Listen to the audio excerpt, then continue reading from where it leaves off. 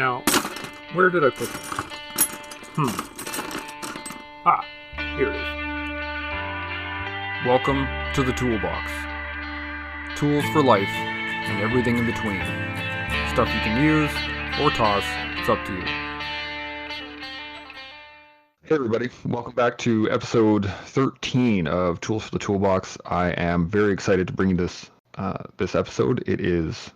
It's going to be awesome. But as usual, I'm going to let my guest introduce himself. So, who are you, and what is your military background? Hi, Chance. I'm Pat Stogran. I'm retired colonel with the PPCLI, Princess Patricia's Canadian Light Infantry. I joined in 1976 to get a degree in electrical engineering and go off and make millions of dollars.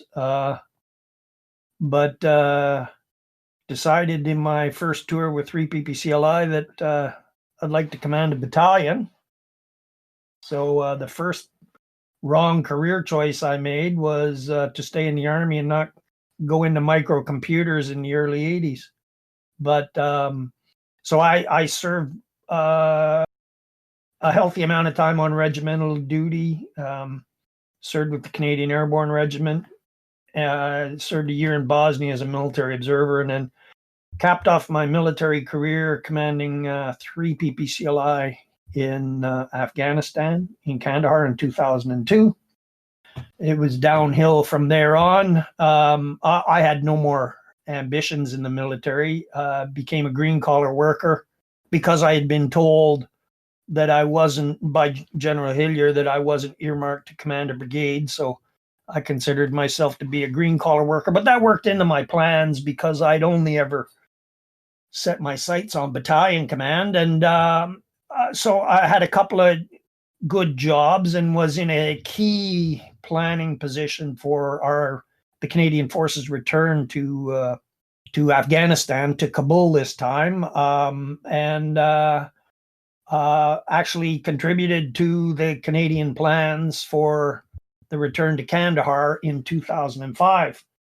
I very quickly alienated myself from the chain of command because we were just acting like Americans, and the mission was doomed for failure. But of course, nobody really knew what the definition of mission success was.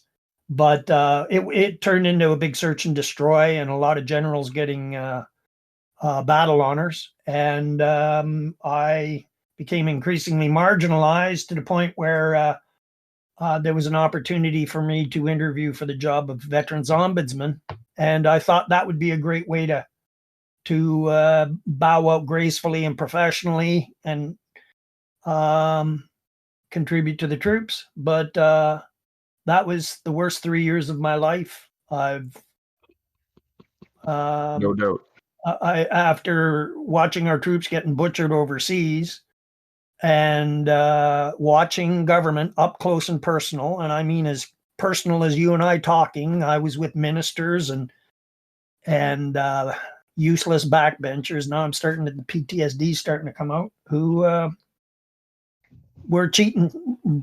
No other word for it. We're cheating our young veterans. And it was 3 years of torture. And I went out on a high note because I think if I did nothing else, we started talking about homelessness. We started talking about financial security for veterans. If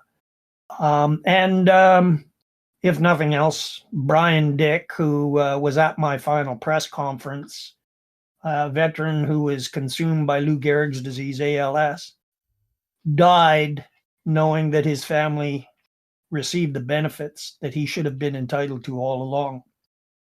So needless to say, I was pretty messed up from that. Went on the warpath afterwards. My career had been sort of set up in military procurement, so I fully expected to become a gun runner, get into defense sales in the afterlife, but I wanted no part of that. I became an activist for veterans, and that ultimately I saw an opportunity to make a run for politics and perhaps get on the stage with the so-called leadership of this country, but it was an ill-conceived move, and I had to abort my attempt at the leadership of the NDP. But now I'm a grandfather immersed in music, and I did a podcast, as you know, Chance. I tried to get a live discussion group going. Did it for about a year. Love the medium, huge potential. Love participating in this. Thank you very much for inviting me, Chance. And I think it has huge potential. But that was a year of really hard work, doing the research, trying to keep it on a leading edge in terms of addressing issues, but also recruiting an audience. So, you know, you're a jack of all trades. But yeah, I'm a grandfather now, so I've sucked in my horns and trying to stay alive during this COVID crisis. And really, what caused me to pull in my horns, Chance, was if this pandemic and the idiocy we see in Ottawa hasn't convinced people that we really have to reevaluate what we expect, what our leaders should be delivering to us, or we're pooched. And I don't mean that figuratively. I mean historically, so-called political scientists who understand past conflicts will tell you we're on a path. We're seeing it unravel quickly in the United States, and we're in a tinderbox here with our own problems. So it's great to get together with you and talk about leadership, and hopefully this is what I would hope was going to happen with my podcast, Chance, was guys like you would pick up the torch and start talking no holds barred about, you know, who's leading this country, and because it's all of us, as I hope we'll get into. And so thanks for inviting me. Oh, my pleasure. Absolutely. This is, again, great conversation. One of the reasons I love podcasting so much is that the long format allows for really in-depth conversation, right? And we can discuss things more than just talking points on an interview or the 2 or 3 minutes you get on a radio show, or, you know, we can actually dive into these and get some real opinions and how it plays out on your mindset versus my mindset. So yeah, I'm very happy to keep going. Just it's fun for me. And the one thing I was going to say was, if you look back at any major empire, I guess for lack of a better word, it starts to crumble when everything's too easy. Right? People get decadent to the point that they don't understand what it's like to be on the frontier anymore. They don't understand what it's like to be on the cutting edge of whatever they're in, right? So, you know, you think about ancient Rome. The Romans that lived in Rome had absolutely no idea what was happening out on the outskirts in Britain. They didn't care. They lived in Rome. It's 2,000 miles away. They don't give a shit.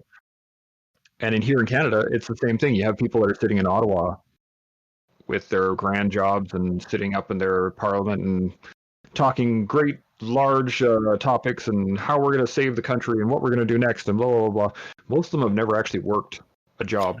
Yeah, but you know what I'd say, Chance, is they all think they're doing the best job they can. And that was the intent behind leaderology, is there are really well-established doctrines in psychology and neurology that explain to us why we delude ourselves to think that you and I are the smartest fucking people in the world. Am I allowed to use that word?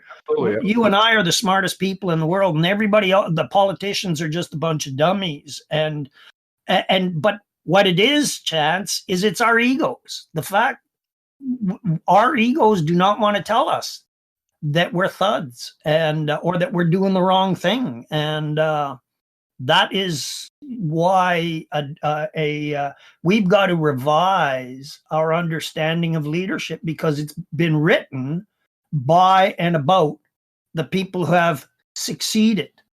And as you will know from the Jocko Willink doctrine, leaders are winners. And the winners become our leaders, even if they cheated to get to the top. Yeah. And, the thing that I've noticed over time is that if there is a system in place that determines what a leader and what it is a leader and what isn't a leader, you will start to see people play the system. And because it's a system, it has to be. You can't plan for every eventuality. There's going to be loopholes that are going to be exploited here and there, no matter what you do.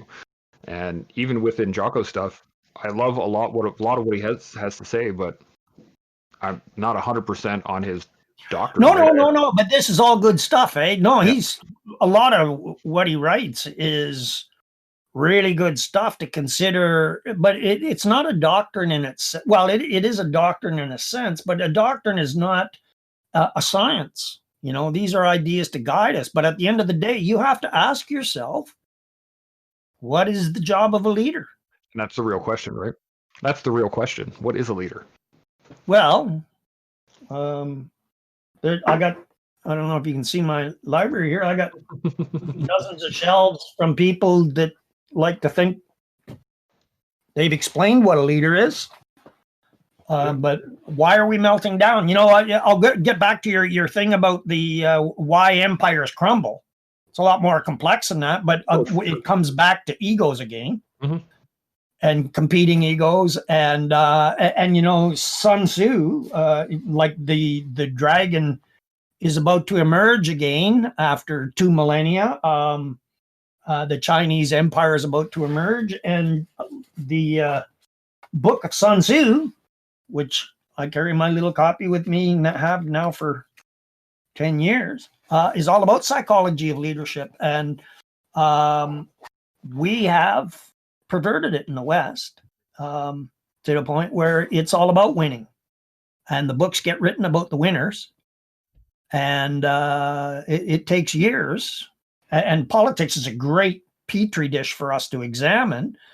The warts on the politicians, the kind of despots and tyrants that they really were, don't emerge until the historians start going through the files. And we find out that we have been duped, especially in Canada. We go back right now, it's topical to be talking about the systemic racism in Canada. Well, it's all characterized by our government's treatment of our First Nations people.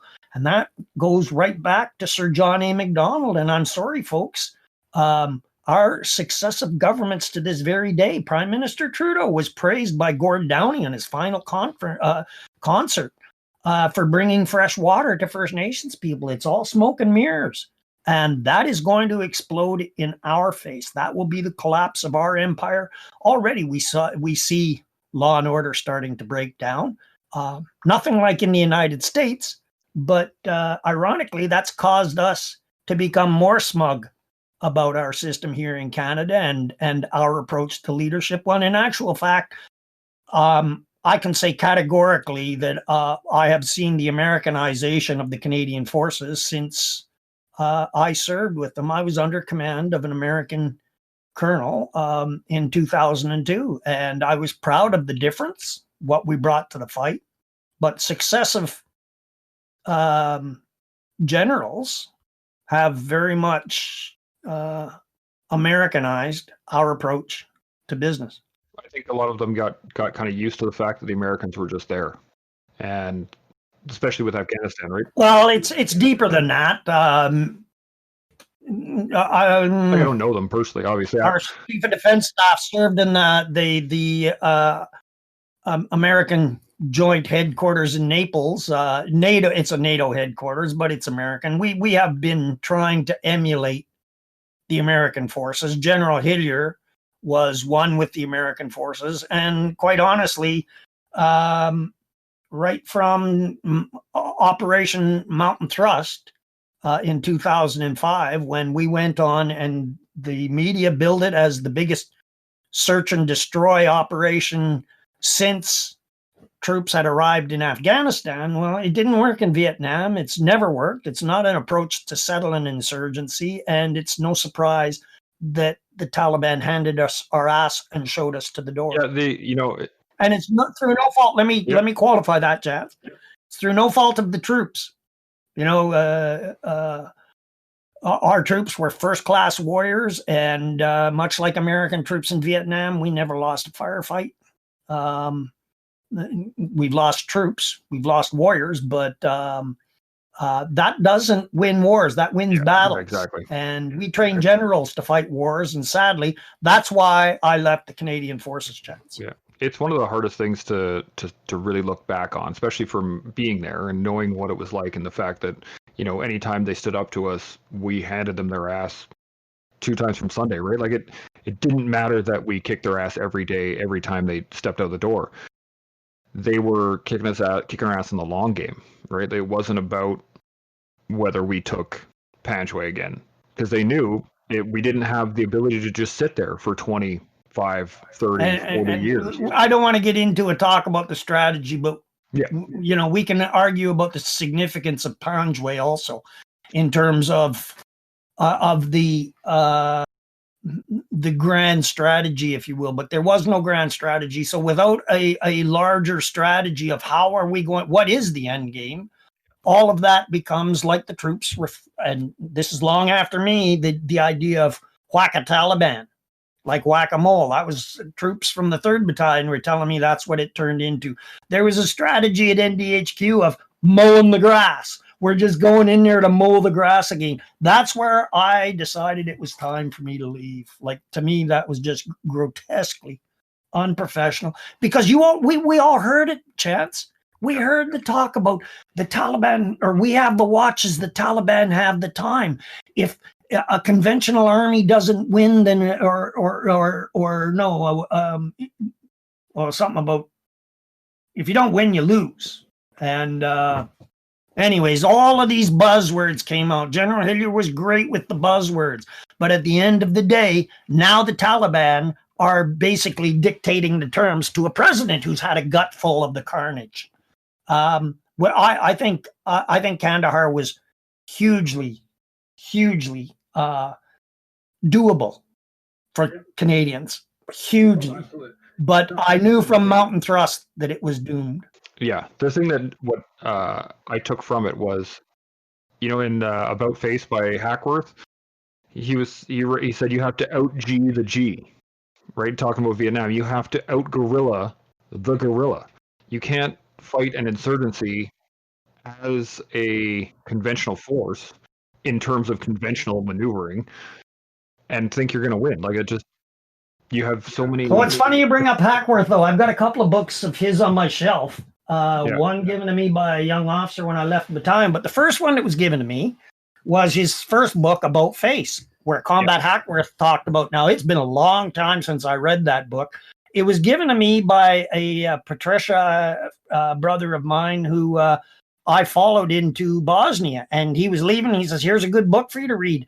And the reason why I'm getting excited at this, Chance, sorry to cut you off, but his story resonated with me. You know, he had this persona of being a combat guy, and he just saw the lunacy of what the generals were doing. And that's what happened to me, Chance. Like, I can relate to Colonel Hackworth on the highest level. Absolutely. You know, I really pulled a lot out of that book because of the fact that it was an evolution, right? It wasn't just a general writing a book about, you know, whatever. Well, he never made it to a general. Blah, blah, blah. No, but you see a lot of those leadership books from generals who talk about grand strategy and this is how you lead troops and blah, blah, blah, blah, blah. But with Hackworth, it was, you know, he wanted to be a soldier. That's all he ever wanted to be, was a soldier. And he got to a point where he realized that he couldn't be a soldier anymore, right? Like, it is a massive evolution to go from everything you've always wanted to be to actually not wanting to do that anymore. That is a massive transition in your own head. Tell me about it, Chance. I was devastated taking off the uniform. I had as you know, when I interviewed you on my podcast, I was in the martial arts my entire career. 3 PPCLI was known as the Fight Club, and when I was a commanding officer, I love everything about Army. But I'll tell you, late in my career, I don't want to see any more young people hurt because of the kind of leadership we deliver to them.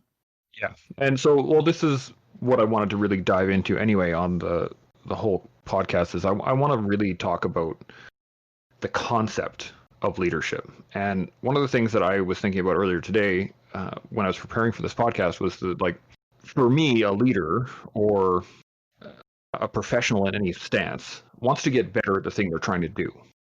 Right? I don't look at a professional as someone who just gets a job and then says, okay, well, I'm going to do this for the rest of my life.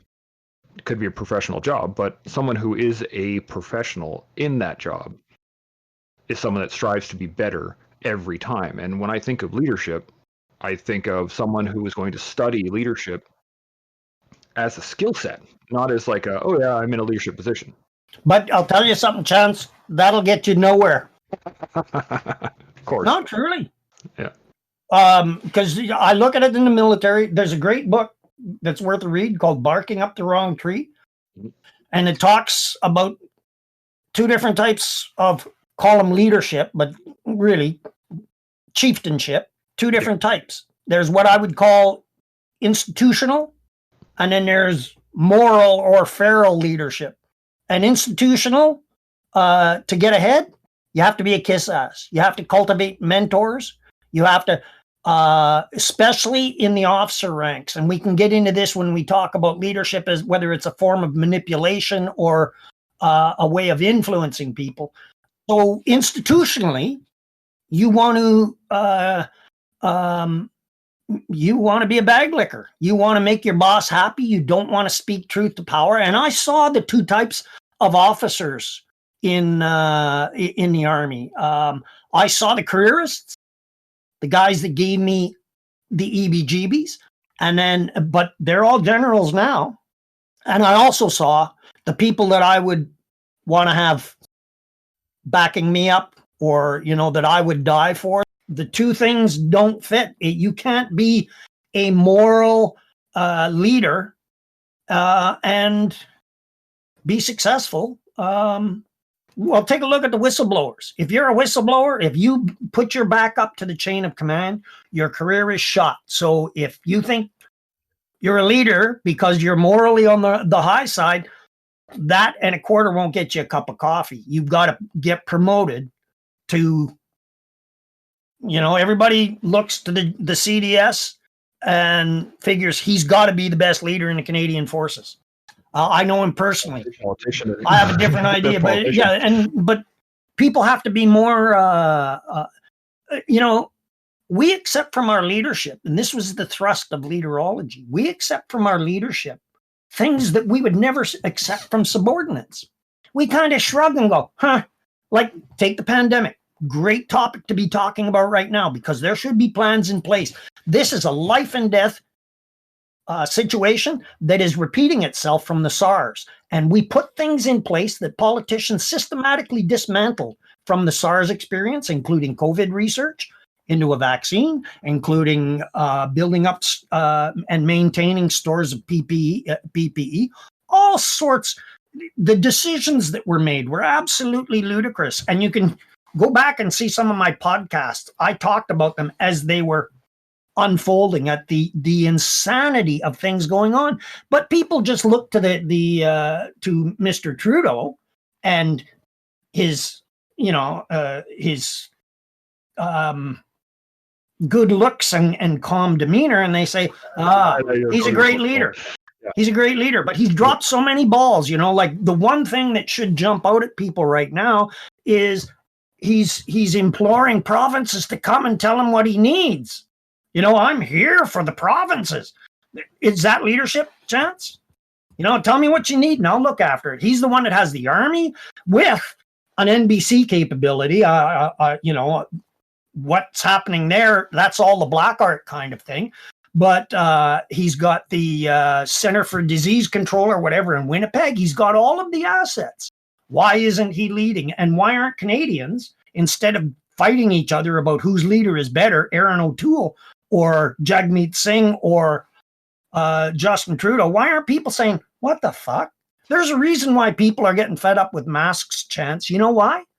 Because nobody's told us what the plan is. It's masks on, masks off.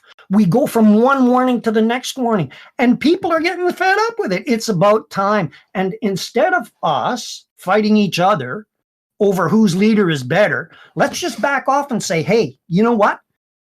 Trudeau, you've had a go.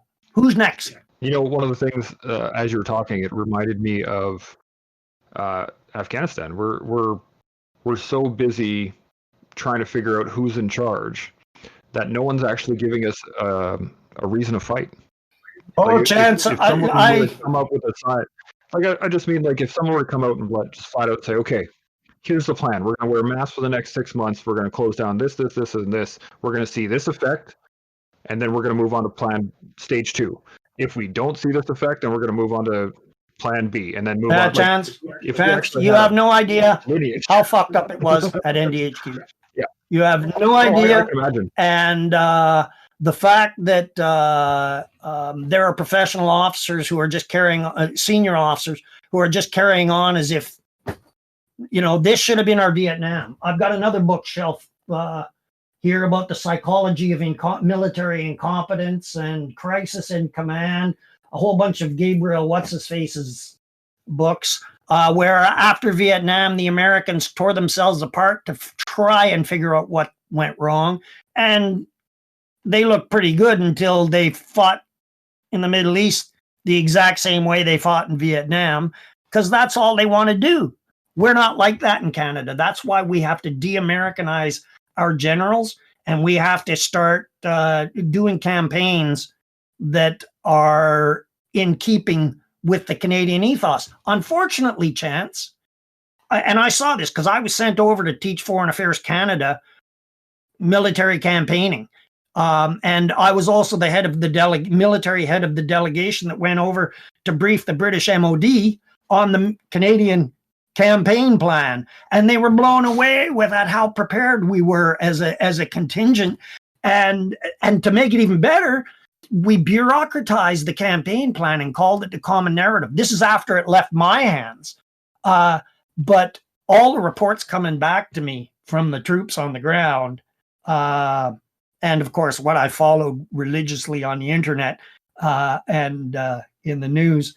What happened in Afghanistan had nothing to do with all of the plans and all of the general talk about centers of gravity and operational lines of maneuver and all that great stuff. It all went out the window when we just started being American. And it was all about kill Taliban.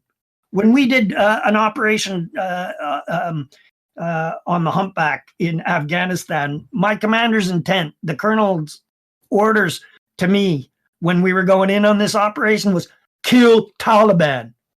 That's all this colonel, with all of the war college and shit. It wasn't the Rakistan colonel. We were attached to a 10th Mountain Division organization. But with all of his war training, all he could say to me was kill Taliban.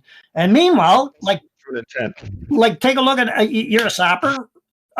Look at, did your regimental commander ever accept anything than the highest standard, and not just promises like we accept from our politicians, but they wanted effects on the ground as directed? We should be demanding the same from our leadership.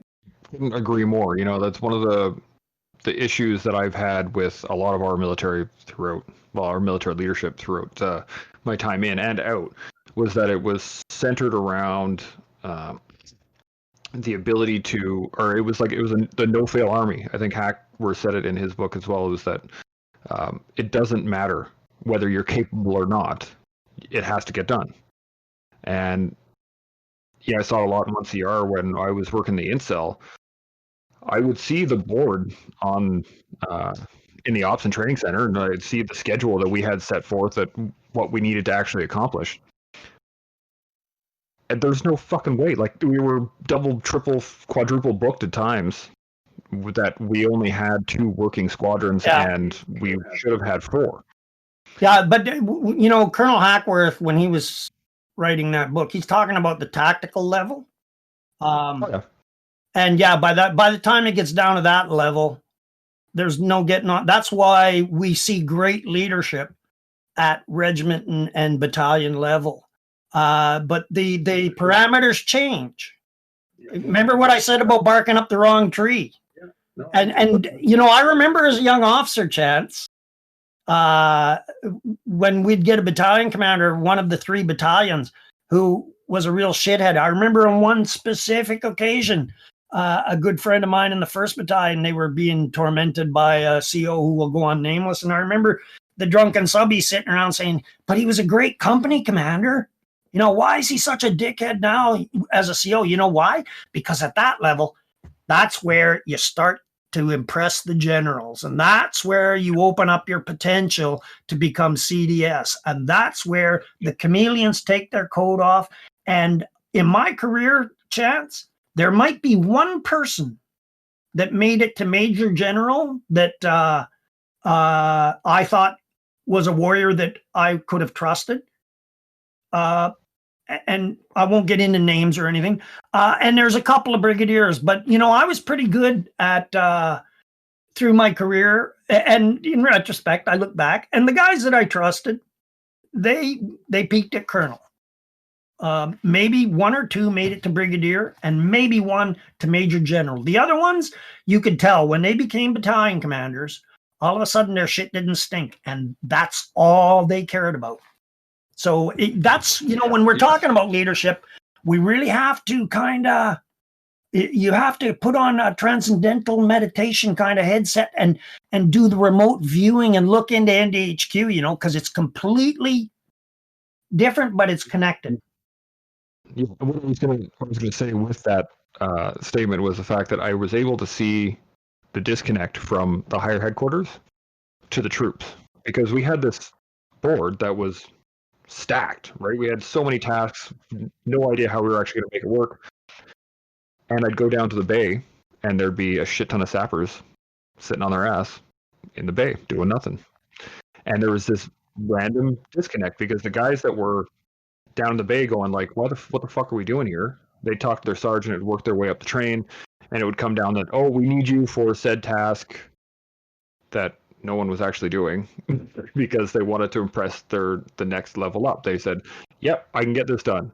No problem. Like the no fail starts to fall down. It's like the timing issues, you know, when somebody says 7 o'clock, I want everybody here at 7 o'clock, and then the sergeant major says, okay, I want everybody here at 6:55, and then the but see, that's warrant on the next level down. That's the beauty of the Army, and that's why I have this pathological commitment to troops, because at that level it becomes no bullshit. People's lives are on the line, so you have to have that make it happen attitude. And sadly, this is why it hurts so much that at a certain point, these generals that, like a lot of troops here, worship these pricks. And I've heard them talking behind closed doors, and I know what their priorities are. And I've heard from bureaucrats and elected officials, you know, they're not adverse to telling stories out of school about that general or this general. Like it's a very, very self-serving kind of world. They're insulated from the realities. And, you know, like through my leaderology thing, you know, I just, empathy, for example, you know, like Karen McCrimmon is a veteran, and she's a member of parliament for Stittsville, JTF2 area of the hill there. And she believes she's empathetic to the veterans' causes. And she's a good person. I think she's a washout as a bobblehead. She's done nothing for nobody except maybe her constituency. And I'm talking about her in this way because she's a leader and she should expect this kind of attack. But empathy is a line of sight, fire and forget missile. In other words, yes, she is a veteran. And I'm using her as an example just because of our community, that I thought when I kicked the hornet's nest as Veterans Ombudsman, I thought I'd get lots of support, but nah, it was all talk, no action. So you would think, and tell Karen that she doesn't have any empathy for veterans, and she'll get angry. You know, that would hurt her, because she is working really hard with all of the best intentions, but the empathy she has is for how hard her staff is working on busy work. The empathy she has is with the other people in committee that she looks at, and she can see how hard they're working. All they're doing is emptying in baskets. We lost the war in Afghanistan. We're dying from a pandemic, and we're still fighting amongst ourselves. But, you know, she's failed as a leader because she just continues to bobble her head while Rome is burning around our very ears. So I bring her out as a case in point because I know she's a good operator. She's a good person. She's a lot more patriotic than I am now, but she's part of the problem, not part of the solution. And it's tough because, like, as much as I beak off like this, you know, you've really got to be mindful of yourself. That's why I believe, first of all, leadership is a discipline. It's not an art. It's not a science. It's about management. But what sets you apart from management mindset is a leader is there to get the best out of the people in the organization. So that means coming up with a better plan. That means getting a better effort out of people. And that means contributing, if you know, to the greater good. So it's not just the team, but it's what that team is providing to the people around it, you know. And so that's a great leader, not only leads your organization really well, but has that ability to influence that, for that unit to influence everyone around. That's why, like, the Canadian troops in Afghanistan were brilliant. I went back as a tourist after I left the ombudsman's office, and all of the when I went to the villages, the locals would talk about the Canadians, because they patrolled different. They had something else going for them, One of the big things I noticed, at least for between the Americans and the Canadians when we were patrolling, was we were, like, I think is what you said earlier, right? The concept is, who do I have to kill, right? Am I going to kill that guy? Am I going to kill that guy? Am I going to kill that guy? Whereas we were, how do we see, like, which one is good or bad? Like, just that fundamental switch of who are we looking to kill versus who do we need to separate? Yeah. Just changes the way we interact with people and the look on our faces and just the body language. Even though we're carrying machine guns and we're doing stuff, I mean, I could sit in the middle of a village with a machine gun on my chest and not look threatening. Oh, right? Hey, Chance, I saw it firsthand, you know, because we were, when we went to Afghanistan, 3rd Battalion Patricia was slated for disbandment because we didn't need all that infantry. We were going to be, remember that? Bigger head, smaller body. We're going to build command support battalions and see behind walls and all that sort of bullshit. Well, so I went to Afghanistan and we were, you know, like the Beverly Hillbillies. Yeah. But what we had were troops that had courses up the ass. They had numerous tours in Bosnia or all those shitholes that we've sent troops.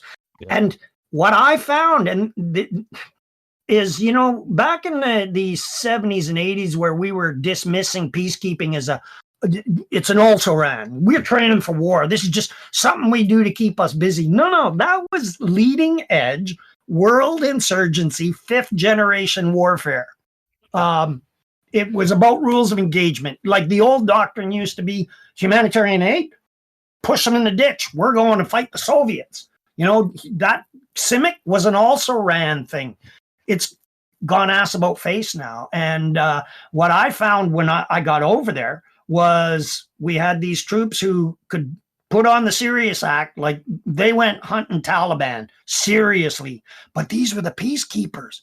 And I said, holy shit, we have the best counterinsurgency army going because we had NCOs who were quite comfortable social patrolling, But they could also pick out the shitheads and the dirtbags. Now, it was a different culture in Afghanistan, so it took them a while. But our NCOs, after a while, you know, they picked up on it. And that peacekeeping ethos, you know, firm, fair, and friendly. No, it was beautiful. It's almost bringing tears to my eyes now because the troops just turned. And I asked them, you know, we didn't have the shit fights that happened later on, but I certainly went looking for them. And our troops never let me down. It was a very proud moment, but still, they didn't go all gung-ho and stupid, They were ready for a fight. Right? The troops were totally bought into it, right? They were extreme ownership. Exactly, right? They're looking at it as my job is X. I need to do this job to the best of my ability with what I have right now. Yeah. And, I saw it in Afghanistan too. When we got there in 2008, we had tons of NCOs who have been to 2-3 tours already. Some guys who were there in 2002, some guys were 2004. Oh, right? yeah. And we had some of the best leadership developed for that combat area.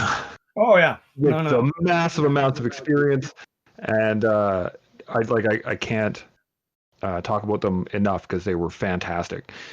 And then we'd get home, and they'd be dismissed.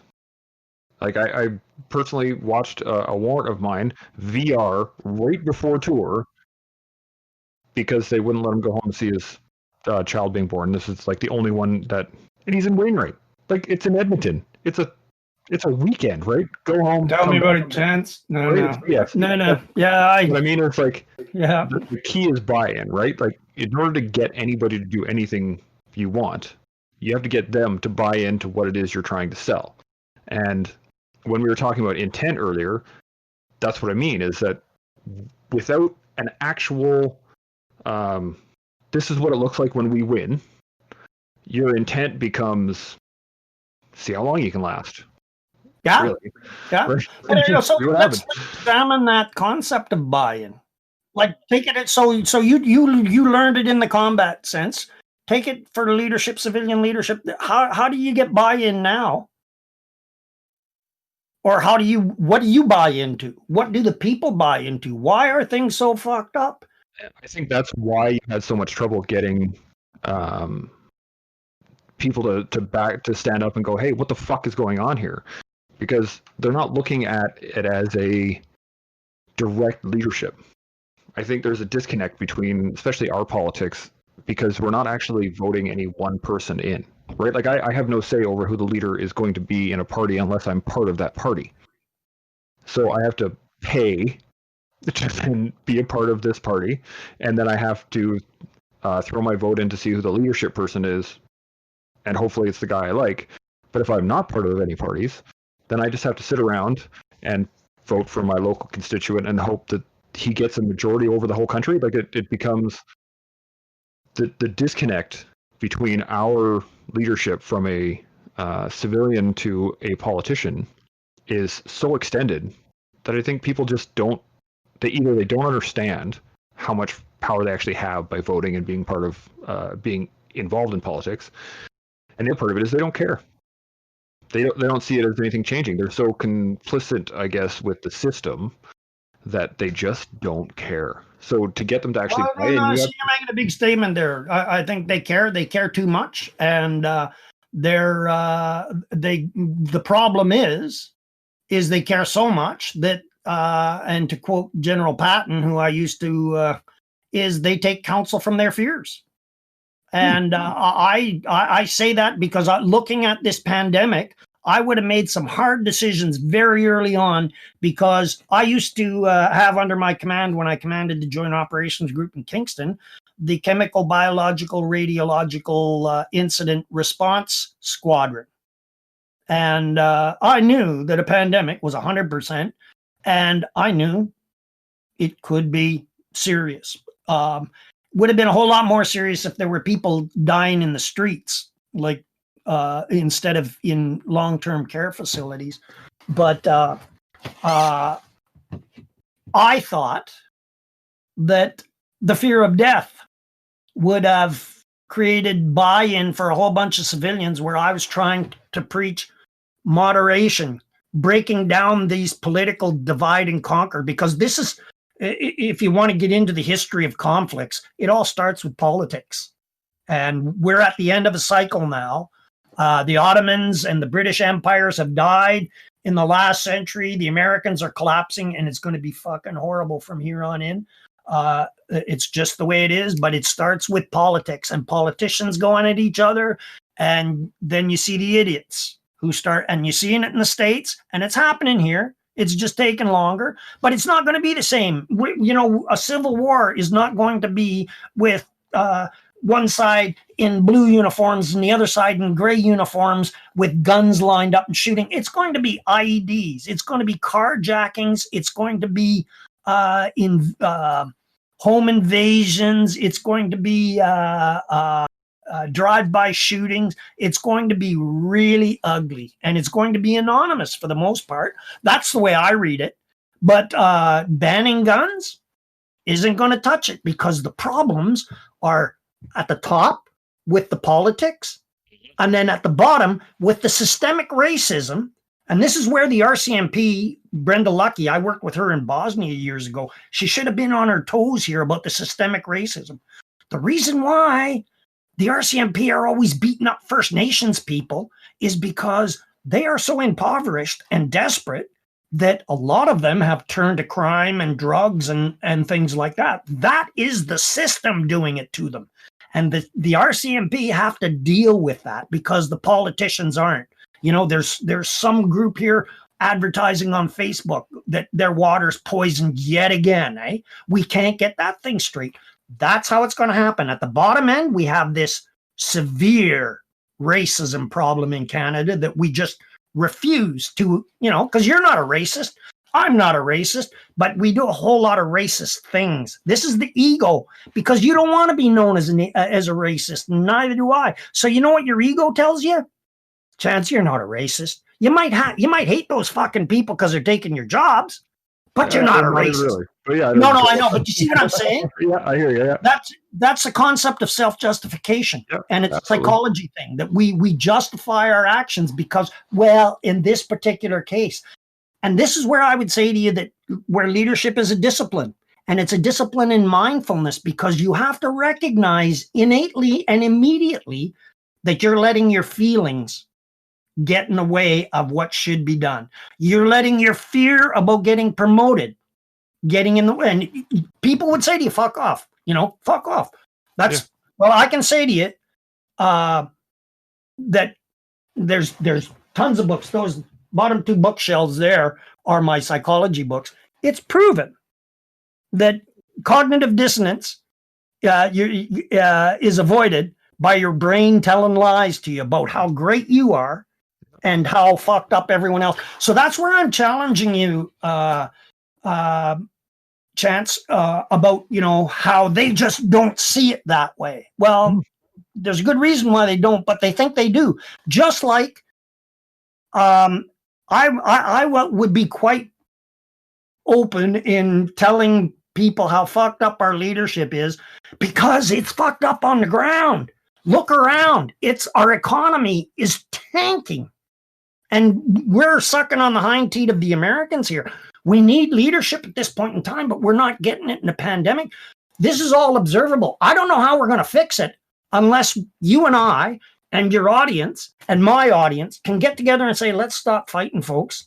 Yeah. Like, let's just demand that whoever has the mandate, whoever has the hand on the throne or their head in the throne, is delivering.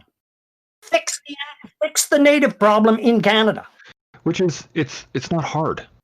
Right? It's hugely hard, Chad. It's complicated. It'll take 200 years. What I mean, it's complicated and it's in depth, and it needs to be, 100% needs to be dealt with. But what I mean is, at the very, very base root level, what is problem one? Poison water, we can fix that. Right? That should not be. No, you know what the problem is? Issue. And we can't fix this, is people lying to themselves. Well, we're all guilty of it.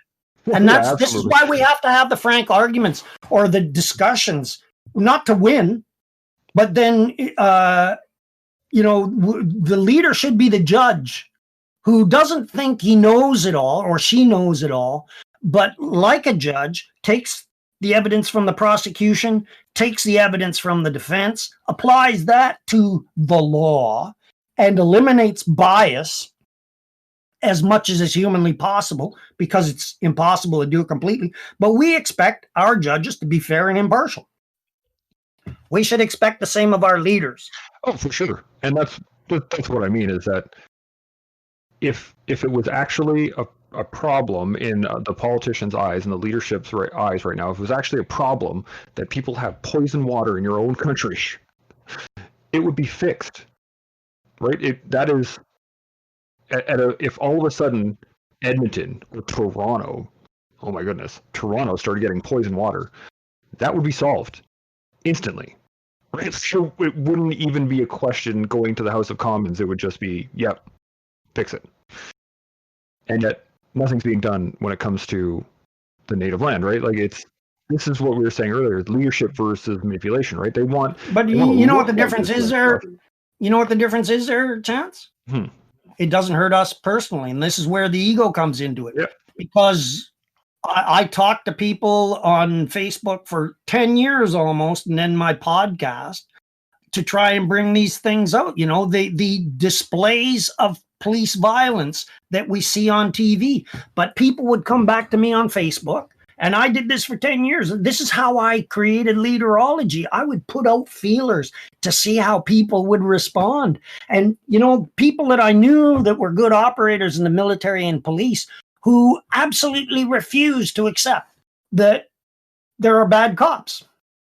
You know, my dad, and I got this, my dad was a cop and he put on his uniform and the whole family was scared every day and he never choked a guy out or whatever, but it doesn't matter. You were wearing the uniform. You were one of the Queen's cowboys and the Queen's cowboys are killing people. And it's not the problem with the cowboys. It's the leadership. Oh, for sure. Who have failed to slam dunk the cowboys, who allow them to get through the recruiting. I always point to the leadership. Like, you know, troops will do what troops will do, but that's why we have section commanders. I think the section commander in the Canadian Army is the most important job. And I would say that in Afghanistan, they were what 3 PPCLI was, and the attachments also, our NCOs, were amazing. Yeah. You know, on one side, they had the troops ready to act as savage and, you know, as you guys all experienced in war, but they were always there as the calm kind of, you know, and I used to remind them, you know, you're there to keep the Canadian values going, because you're going to do and see some horrible shit.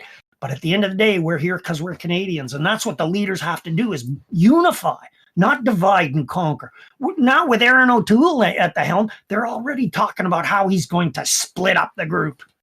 And yeah, but that's the fact. You can't get away from that, Chance. No. But what we can expect is results.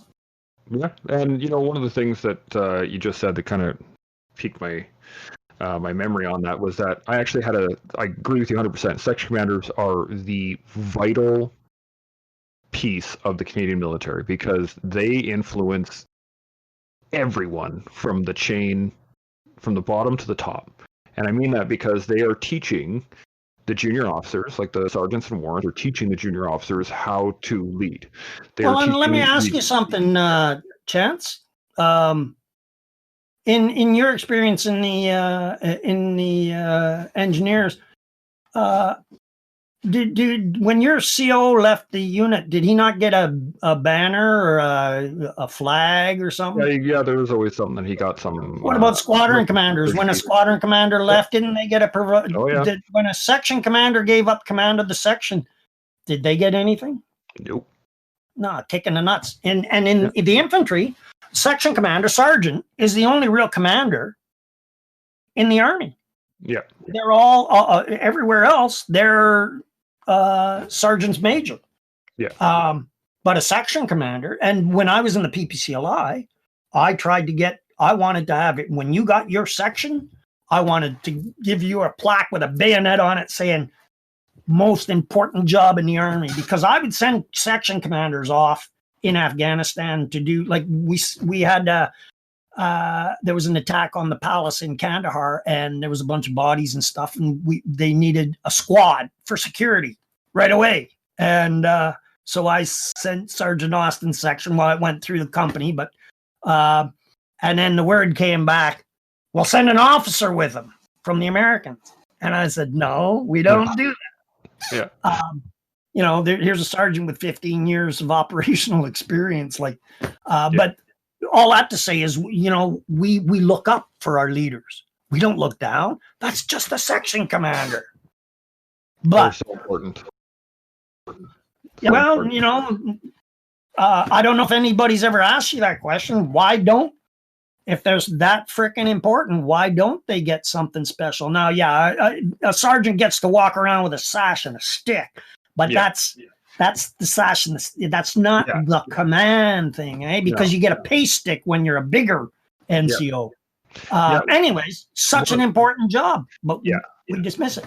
One of the things that I've always said with the sergeants, I got two pieces of information very early on in my career from sergeants that really kind of stuck with me. The first one was, you want to get into the sergeant's warrants mess because it's the only mess you can get into that you have to earn your right to be there. And everything else, like, right, somebody commissions into the military, you got to go through basic and all this other stuff. But once you're at the unit, you can go to the officer's mess. If you finish basic and you go through your training, you can go to the junior ranks mess. But it's the only one that you actually have to work in your own trade to get and earn that right to get into the sergeant's warrants mess, which always kind of stuck with me. And I was like, that is, fantastic. Well, now, haven't they done away with messes in the military? I don't know. I've been out for a while now. So. No, I don't know. But so the other part of it was, I firsthand had my careers changed for the negative and the positive by one section commander. Right? Sure. It took one sergeant to make me angry and bitter, hate life, and not want to be in the Army anymore. And then it took one section commander to turn that around. Yep. Right. And I believe that the role of a leader, the leadership is the discipline of getting the best out of people. Yeah. And the other part of it, at least you're absolutely correct, but I think the key is being able to read what that person needs, right? Because for me, I need to be challenged, right? I need someone to call me on my own bullshit and go, okay, yeah, you know what? You're right. If people start agreeing with me or just flat out throw me to the wolves, then it doesn't, I don't get anything from that, right? But if someone I would submit, Chance, correct me if I'm wrong, but if the sergeant who knows that inside you're looking for a challenge, even if he treats you like, if he's a prick and he treats you really hard, if it's tough love, you absorb it. You don't think poorly. At least that's my experience. I worked for some really hard colonels, but I knew that what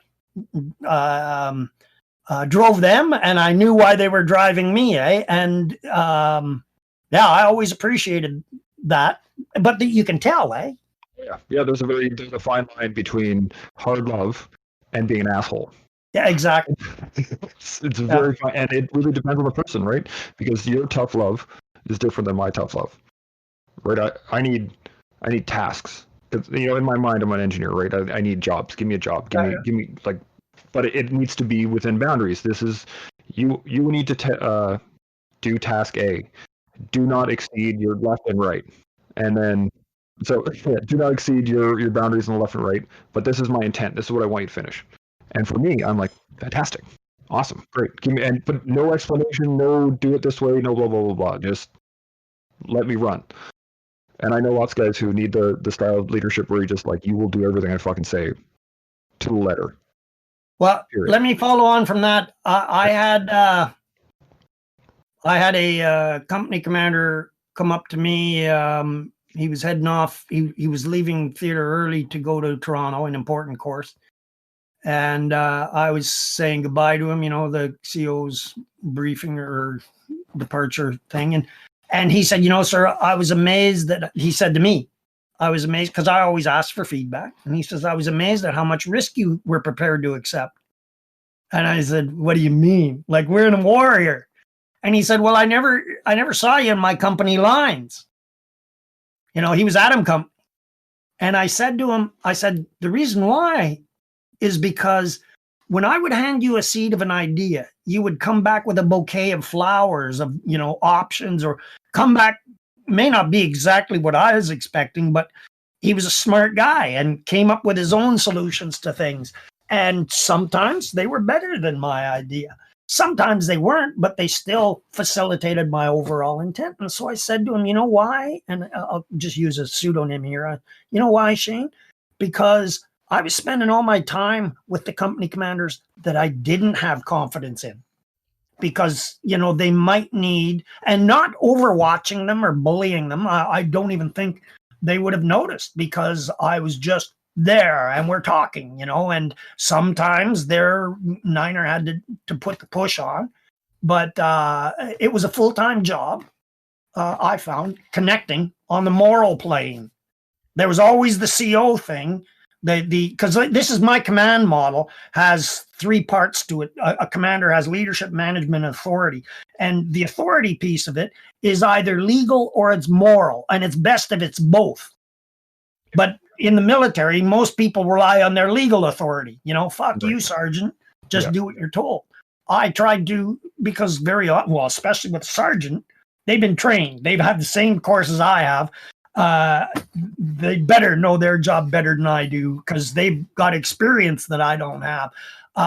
But with that kind of connection, and that it comes down to respect, and that's something that's, because I want to talk about this buy-in. You put in buy-in as one of the things that we're discussing, but respect is the big thing that's missing in Civvy Street. Chance, it blew me away leaving the military, because that was the only kind of, and that was imposed on us by Queen's regulation and order, that respect.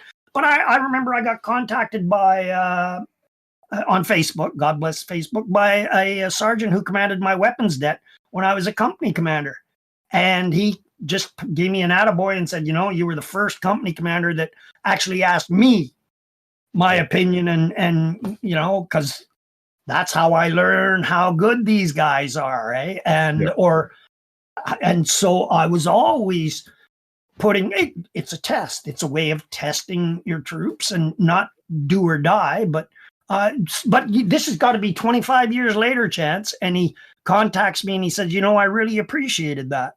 And I said, well, you know, I respected you as a sergeant.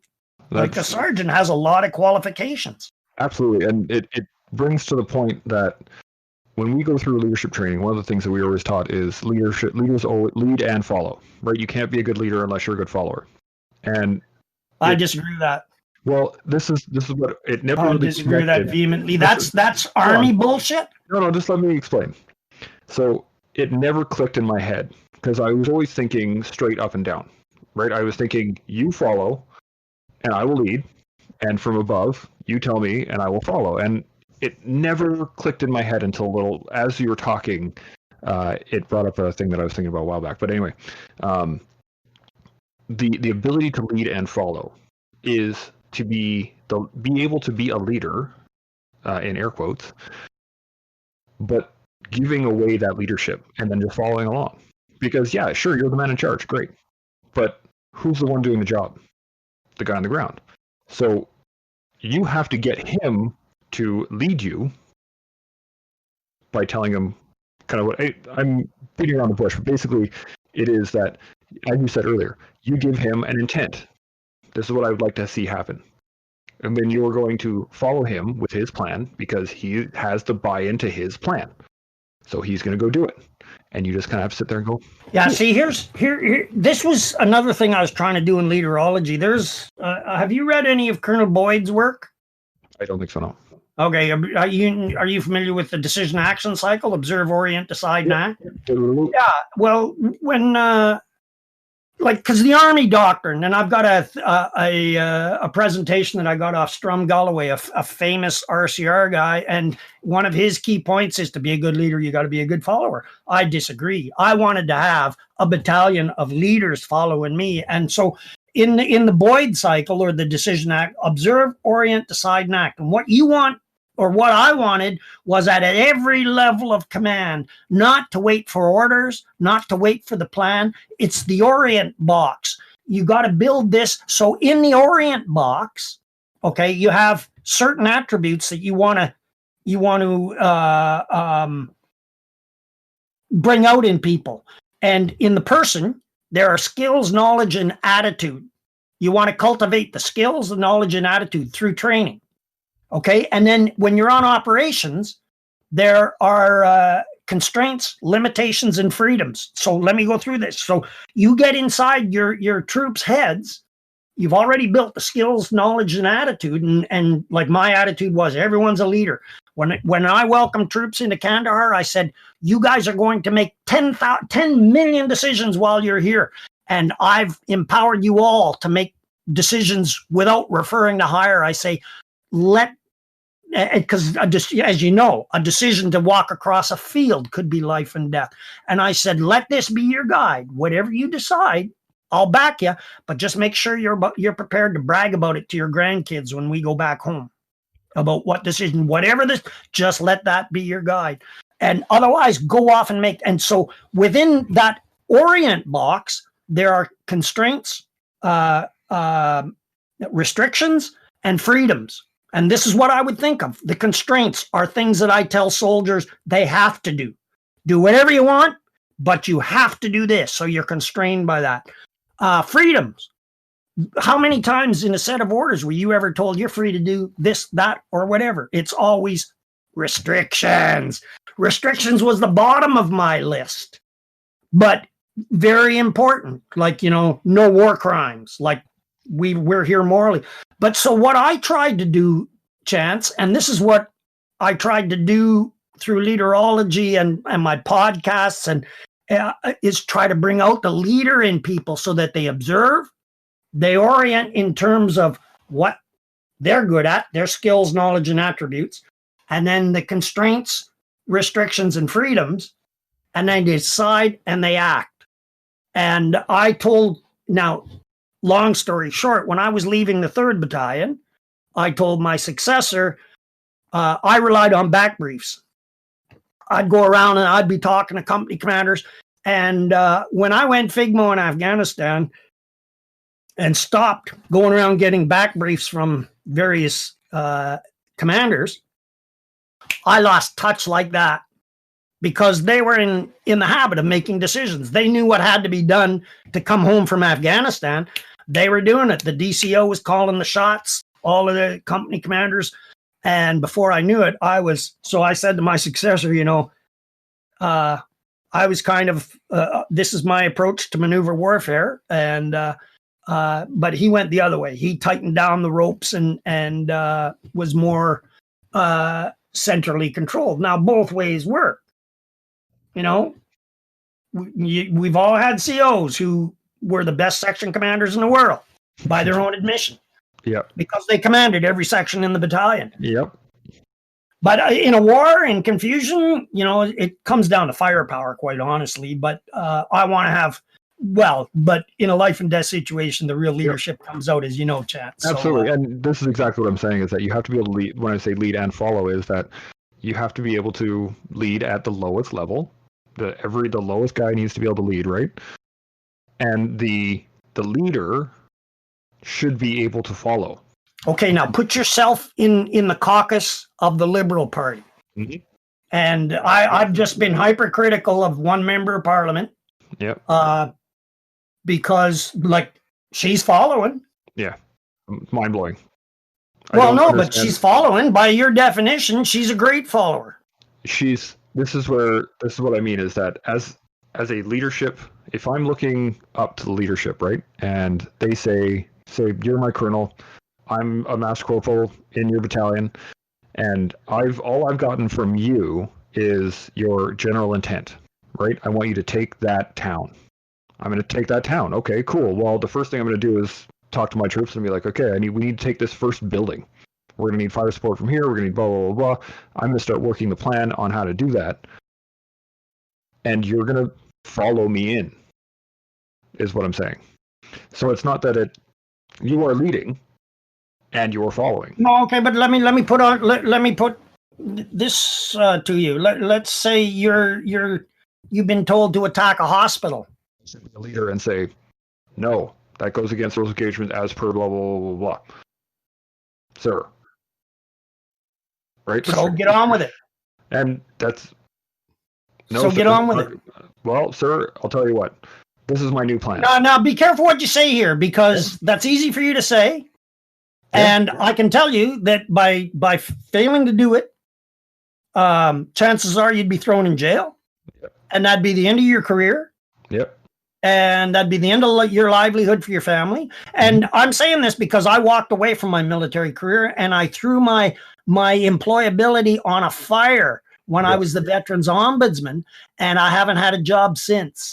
And you look at Snowden, you look at these levels, and this is why you got to take yourself out of this picture when you're looking at these people up at the higher levels, because if you don't follow, you're fucked.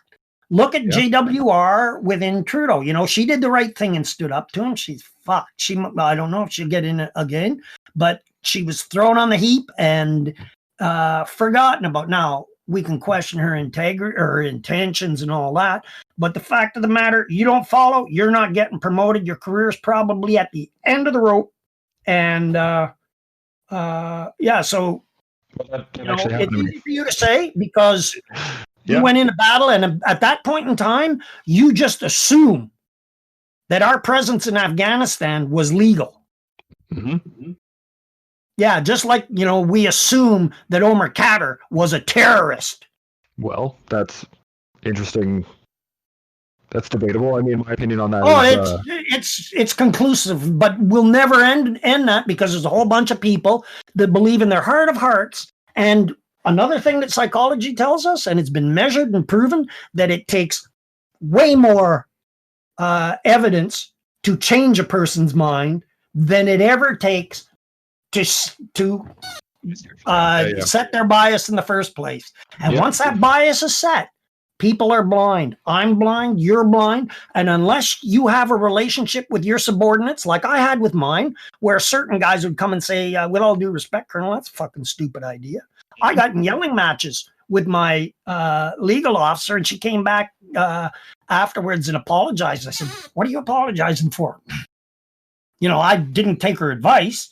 And she French-Canadian passion, I guess, or whatever. But I like that because I was even more convinced after the facts came out that what I was doing, and it turned out that it was the correct thing to do. But without that kind of feedback, all of the stuff doesn't come out. So it takes a bigger commander to have that kind of a relationship. And there were times, I'll tell you, Chance, where a certain major, who I think he's a 3-star now, tested me in front of everybody by, because maybe what I said was stupid or something.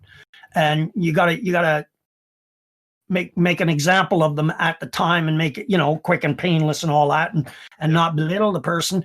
But the tendency is, if you let people speak their minds, they will. So you gotta make sure you're not going to overreact when they tell you how fucked up you are. Humility, which is key, right? But humility, I find in my experience, humility and ego are two sides of the coin, right? You have to have enough ego that you want to do better, right? You think you can do better, and you can do better, so I'm going to fucking do better.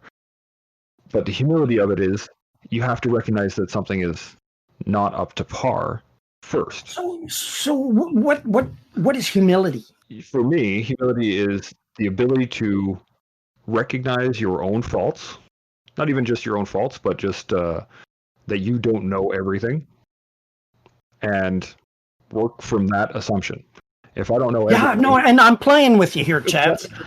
But this idea of humility, have humility, and we use that term as if it's a weakness. Yeah, No, humility? I got no humility. I don't like to get humility on me. I'm a hardcore Army officer. Oh, yeah. I see what you're saying. Yeah. And that plays on people's minds. But, there is nothing subordinating, nothing disgraceful in apologizing to someone. No. Yeah, I was wrong. Yeah. No, so humility. Well, have some humility. Apologize. No, when you're wrong, man up or woman up. Yeah. But this is why I play with humility, because we brought it in our lexicon. You know why?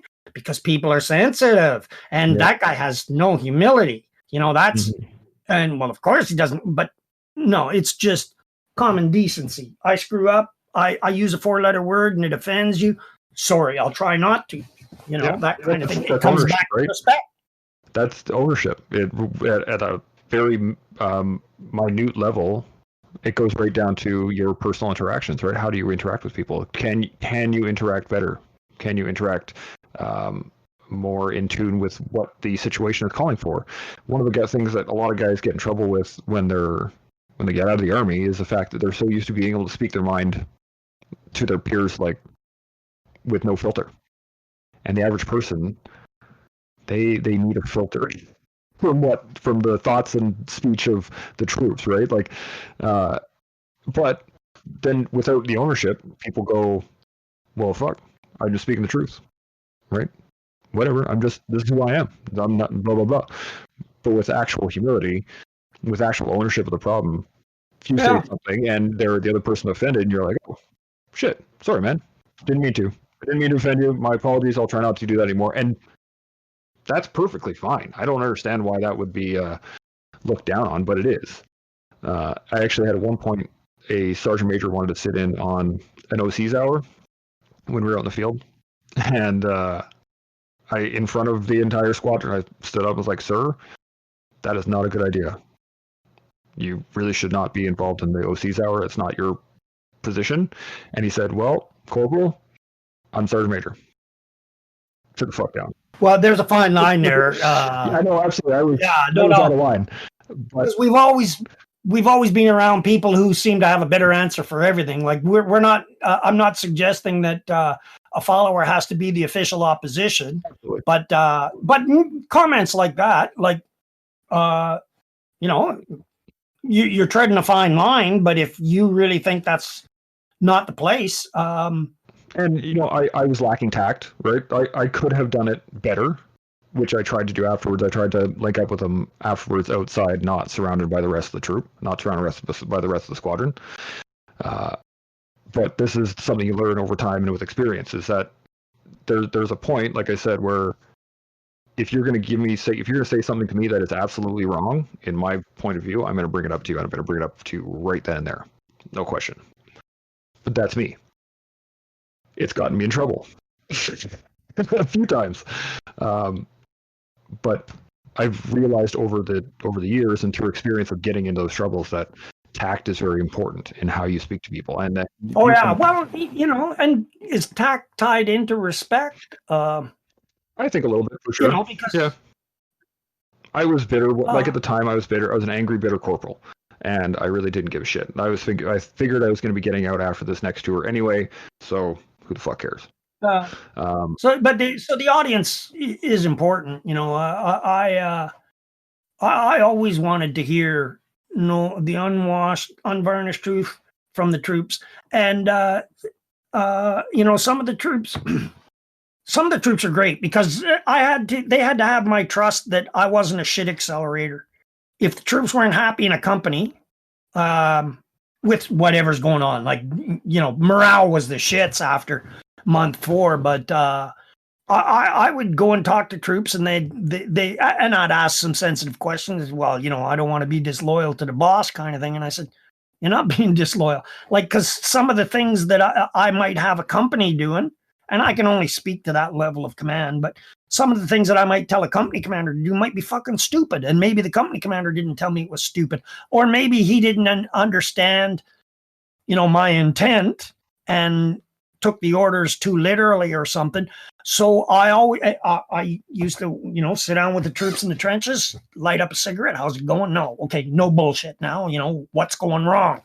And it was a tough thing for them to come out and be honest with me, because we're all one team kind of thing, Once the troops recognized that I wasn't a shit accelerator and wouldn't launch off and rip a strip off the RSM and all that shit, I think because we had that kind of communication, I think it was beneficial. Again, it's very much that, and it's not interpersonal skills.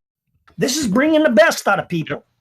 I'm not a good people person. Like I talk too much, and I talk too loud, and but when we're going into battle, like my job was not to keep my C7 cleaned and accurate.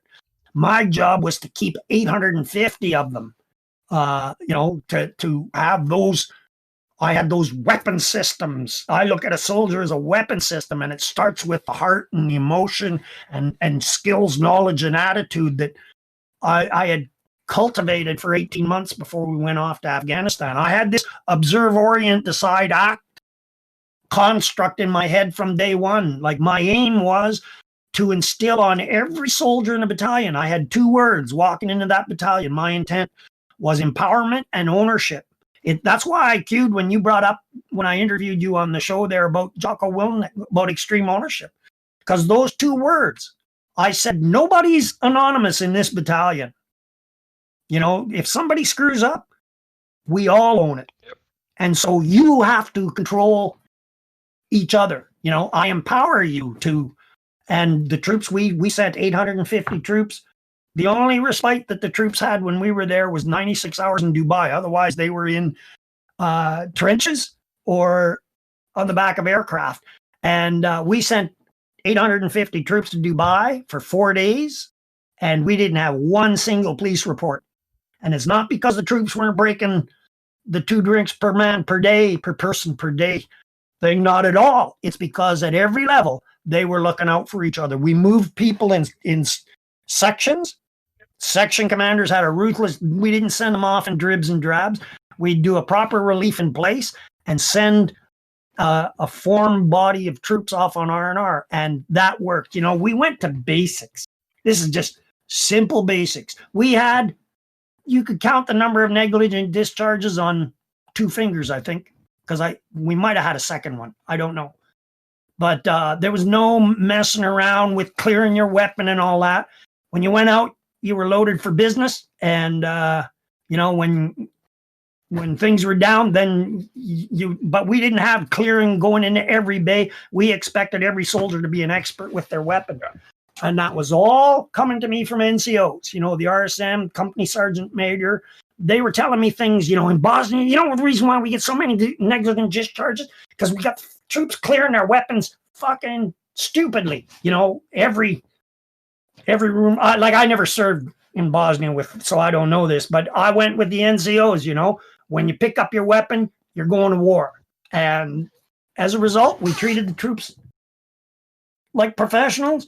And quite seriously, we had next to know, I think we might have had 2 negligent discharges. The only other one I can think of was a sergeant who cleaning his pistol. Yeah, those Brownings are not the greatest for weapon safety. Yeah, but you still, you can still, for sure. Yeah. Yeah, you know, just take the magazine off and just make sure there's no shiny thing in that hole. Exactly. It's not that hard. But you know, and guys get tired. Yeah. Guys get tired. Guys get distracted. And that's why when they were handling their weapons, it was serious. Yeah. But again, it was the NCOs coming to me with this answer, and I was prepared because we had all sorts of bullshit coming to us from NDHQ. Like when I sent Recce Platoon out to live with the Mujahideen, we didn't know who these guys were. They wanted NDHQ wanted me to get passport numbers for the Mujahideen. And I said, are you idiot? Like, this is an actual discussion with a general. Oh, man. I said, come on, like, is this really necessary? And they said, well, Pat, we want to be sure that you're not dealing with the enemy. And I said, the only way you can tell whether they're friend or enemy here is by which way they're pointing their barrel. Yeah. Shooting at you, they're bad guys. They're not shooting at you. Well, they're there. But, you know, and the troops didn't go into these things like they bonded. It was great. Like it turned having that connection, because up until that point, the Mujahideen used to be outside the perimeter, and the Marines would only patrol in Cobras and Labs.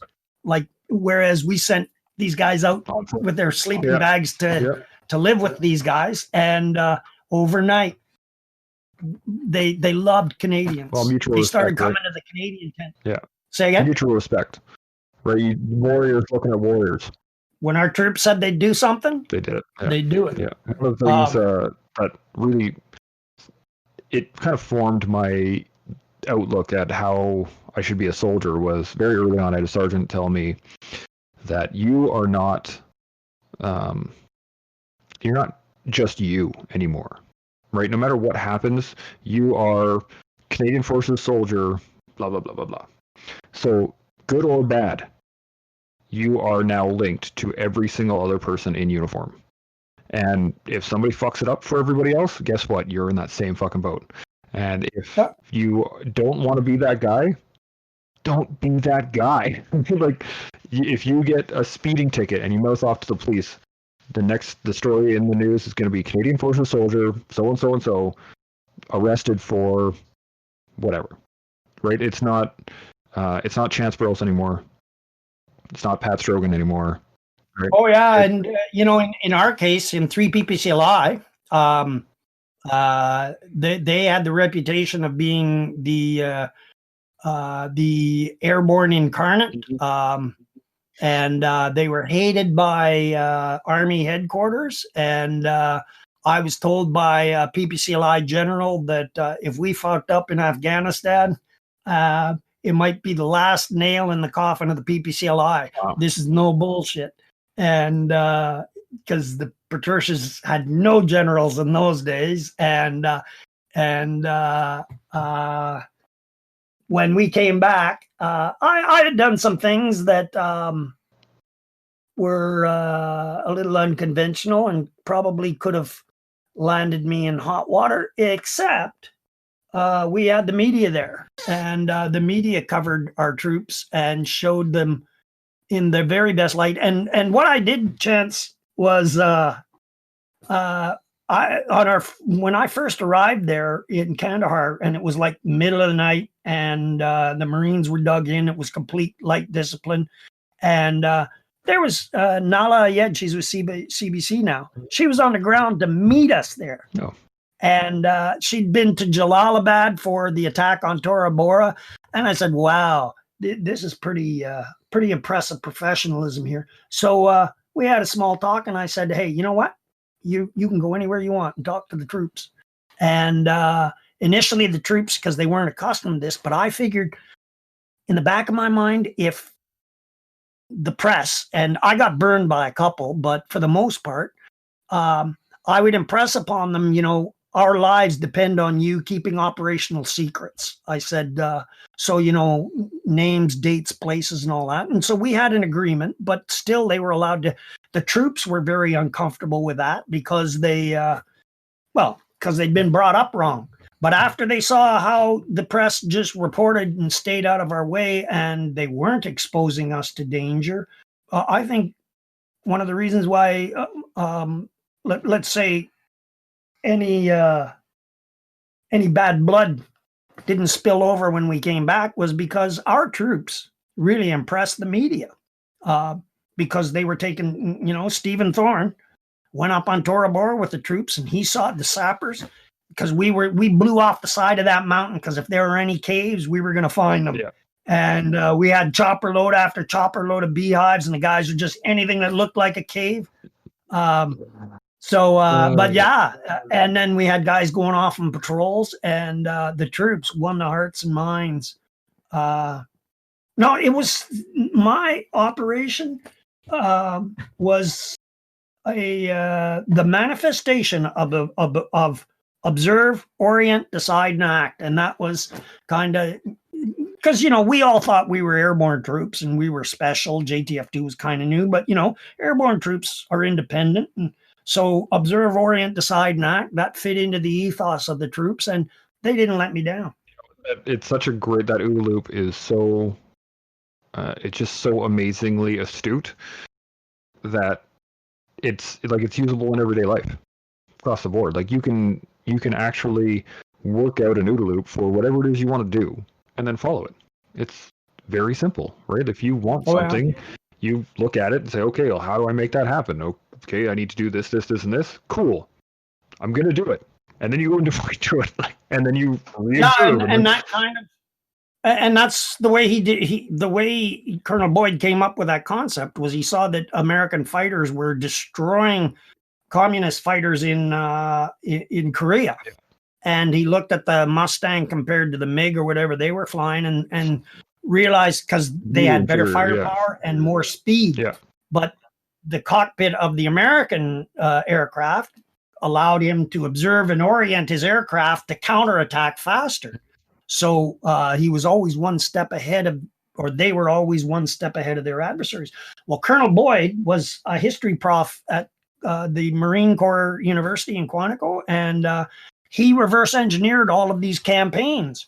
And he realized that the organizations that would win the fastest were ones that everybody was watching and could orient and move with great, he used the term agility, not speed. So it's changing directions, exploiting opportunities. You know, it comes down to, like we were talking about jujitsu, and it's the same thing. You know, you feel a little, not much pressure here, so you jam troops into it. Or anyways, I'm getting carried away here. No, but that's what I loved about my time in the Army. Yeah, and you know, it is one of those the lessons that I think a lot of people don't learn, the average person, because they're never really pushed to that kind of level, right? For like people that are into martial arts, we get into this because we enjoy it. It's not because we want to get punched in the face a whole bunch of times. It's because we actually enjoy the strategy of it. And any martial art you go into is going to be like that. But the average person, like, there aren't many martial artists in the world, all around, like when you think about it, in terms of the vast population of the world, 7 billion people, there's maybe a few 100 million martial artists. You look at military guys who are actually, you know, combat prepared or combat veterans, even less.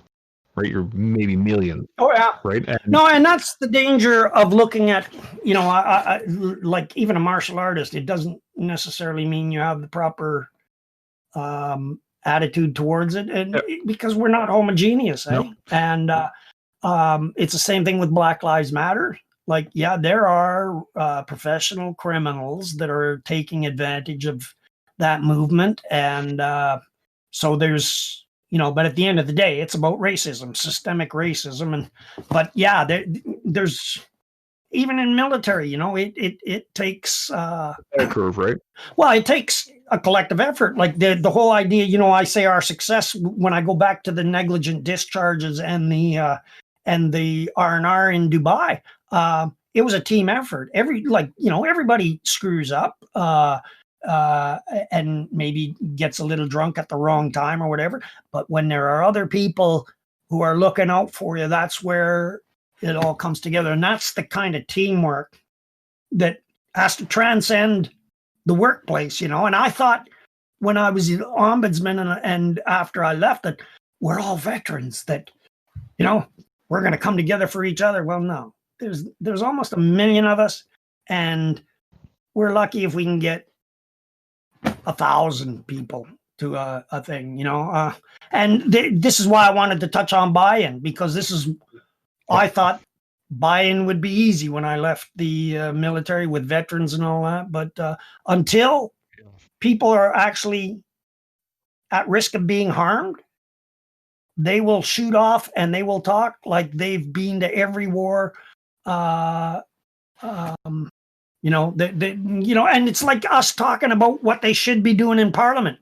We have no idea. We just know that we have a pandemic now that's killing us, and we have a prime minister who says, provinces, you know, ask, we'll give you whatever you want. You know, there's none of this leadership, none of this observe, orient, decide, and act.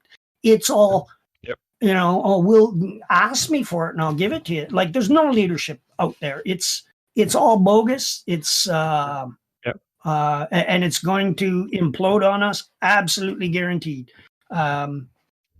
It's not an accident that John Vance is the longest serving CDS. Yeah, I don't even want to get into him, but what I was going to say, about an hour and change now in, and we've covered the gambit here. I'm pretty happy. Thank you very much for being on. Chance, this is great. This kind of talk, you know, the answers, it's like we were, you know, you said it's not a question and answer thing. You're looking for a discussion. But these discussions, there are no answers to this. That's exactly right. We got to be thinking about it all the time. And we got to be, you know, when I do something that is self-serving or whatever, I'm a human being. And, you know, if I was in command, I would want my RSM to give me a kick in the nuts. Totally. Like, I was that close, that tight with my RSM, and I think all commanders were. But, you know, tell me when I'm not making sense. like giving a regimental coin to. It's not just that, right? Hello. Anyways, I don't want to go back there. That, though. The RSM gave me shit. The key is being able to take it, right? Like, it's always great. You can talk about whatever you want. You can tell people what to do, but you have to be able to take it. You have to be able to, when somebody says that's fucking stupid, you got to be like, oh, okay, you know what? Let me look at it. And for command influence, I have that little crest, and I use the moniker Mission Team Self. To me, the mission was more important than myself. Absolutely. And our mission was successful. And like I say, in other ways, because everybody was observing, orienting, and acting. I couldn't agree more. Well, again, this has been a really great conversation, and I think there's a lot of really good information that people can pull from all of this. So I just want to thank you again for being on here, and it has been my pleasure. Do you have anything, if people want to find you or follow you on social media, do you have anything that... Well, I'm not terribly, I'm not doing much leadership experimenting on there anymore, but I'm on Facebook, and I can get message there. And my command influence, you can put that in. I don't know if you have space website or how, but I'm open to any correspondence for sure. Definitely, especially if troops are in trouble. Do you have any final points before we shut her down? No, good luck on this. Keep the discussions going. And I wish you the success. I hope you get better buy-in than I did. But I gotta say, it's such hard work. The marketing and all that stuff. I was at the point, Chance, where I either had to put my nose to the grindstone and really try to make it pay, or I just had to, because it took so much work, and so I had to kind of close it down. Plus, I got a grandson now, so that's my. I think I've done enough. So no, but more power to you, Chance. I wish you. I love the name Tools for the Toolbox, because we can always use more tools. That concludes this episode of the Toolbox. I want to thank you for listening. I hope you were able to use some of the information that was offered. I want to thank all those putting it on the line for us every day: military, veterans, first responders, and public servants. Keep up the good work. I look forward to bringing you more tools for your toolbox. And until next time, stay open, stay humble, and stay focused. Chimo.